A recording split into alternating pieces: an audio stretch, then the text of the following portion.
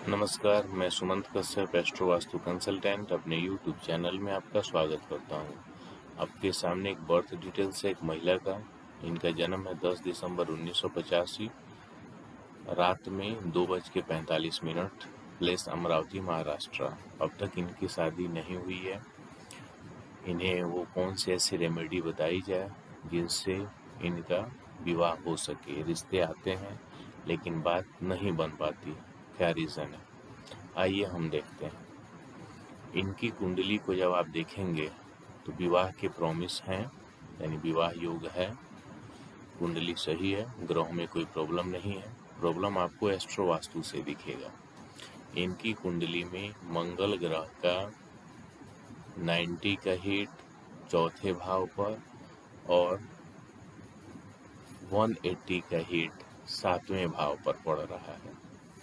90 का हिट भी खराब होता है, 180 का तो सबसे खराब होता है। चौथा भाव घर का है, 7वां भाव वैवाहिक सुख का है। हीट यानी जो बैड हीट होता है 90 और 180, वो सबसे ज़्यादा प्रॉब्लमेटिक तब होता है जब उस भाव से संबंधित दिशा में उस प्लेनेट से रिलेटेड ऑब्जेक्ट आ जाए। जैसे इनकी कुंडली के अनुसार चौथे भाव नॉर्थ ईस्ट को बता रहा है, यानी इनके नॉर्थ ईस्ट में यदि हनुमान जी की मंदिर हो या रेड कलर हो या नुकीला वस्तु हो तो इस स्थिति में मंगल का 90 डिग्री का बैड हिट एक्टिव हो जाएगा। दूसरा, इनकी कुंडली के अनुसार इनके 7वें भाव में साउथ ईस्ट डायरेक्शन, यदि साउथ ईस्ट में इनका किचन हो तो इनका विवाह उस किचन का जब तक ट्रीटमेंट ना किया जाए तो फिर विवाह होने में काफ़ी मुश्किल होगी। मुश्किल चल भी रही है क्योंकि कुंडली में विवाह के योग हैं, लेकिन इनका विवाह नहीं हो पा रहा है और साथ ही वैवाहिक जीवन भी इनका सुखमय नहीं रहेगा। दूसरा कॉन्सेप्ट आप एस्ट्रो वास्तु का समझ लीजिए। जब कोई ग्रह दशा अंतर्दशा में होता है तो उसका जिस हाउस पर 90 या 180 का हीट होता है उससे संबंधित डायरेक्शन में उसके ऑब्जेक्ट किसी न किसी प्रकार से आप पहुंचा ही देते हैं, वो चला जाएगा और आपको प्रॉब्लम का सामना करना पड़ेगा।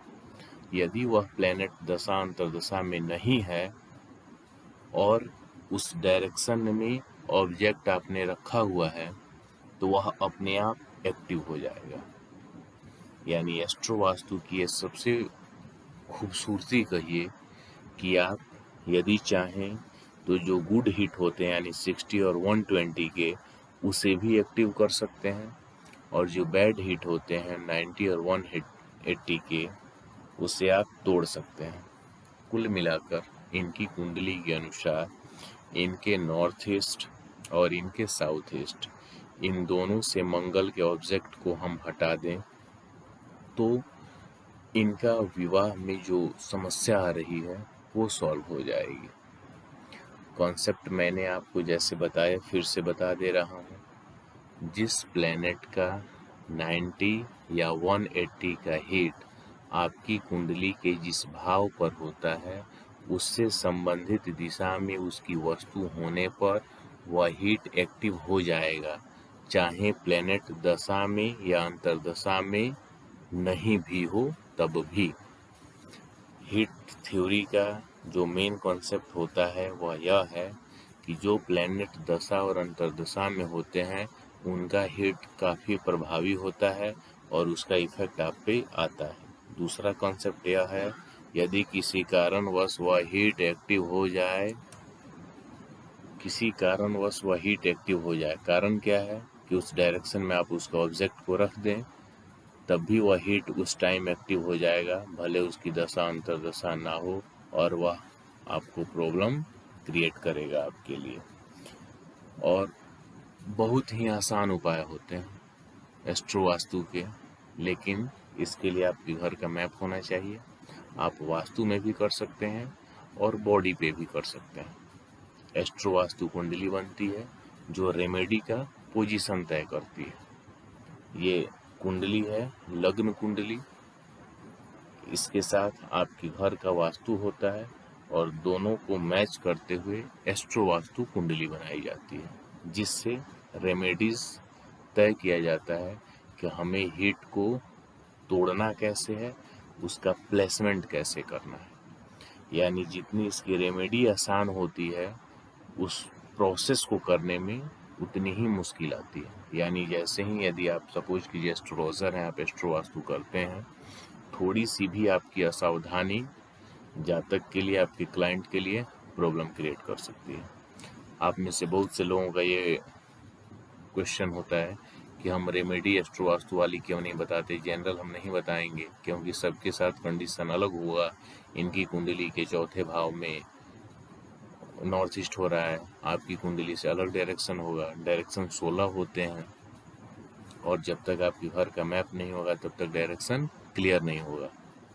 दूसरा, ये रेमेडी हम जो जनरल आपको बता दिए कि यदि इनके नॉर्थ ईस्ट में और साउथ ईस्ट में मंगल से रिलेटेड ऑब्जेक्ट है तो उसे आप वहाँ से हटा दीजिए, रिप्लेस कर दीजिए। सबसे आसान है, आपको भी अच्छा लगा, खुश हो गए, लेकिन घर में और भी लोग होते हैं। यदि उनकी कुंडली में मान लीजिए आपने नॉर्थ ईस्ट से हटा के ईस्ट में कर दिया, और यदि दूसरे की कुंडली में मार्स का हीट ईस्ट पे पड़ रहा हो तो आप उसको तो प्रॉब्लम में डाल देंगे। इसलिए आधे अधूरे कॉन्सेप्ट को समझ के काम उस पर मत कीजिए। ये एस्ट्रो वास्तु के नॉलेज के लिए मैंने एक वीडियो बनाया था कि एस्ट्रो वास्तु बहुत ही इफ़ेक्टिव होता है और इसके रिजल्ट भी बहुत ही कम समय में, यानी 24 घंटे से भी कम समय में मिलना शुरू हो जाते हैं, और 7 दिन तक, मैक्सिमम 7 डेज आपको उसके रिजल्ट दिख जाएंगे। यदि आपने गलत रेमेडी की है तो बुरे रिजल्ट दिखेंगे, अच्छे किए हैं तो अच्छे रिजल्ट दिखेंगे। बने रहिए, मिलते हैं कुछ और वीडियोस के साथ।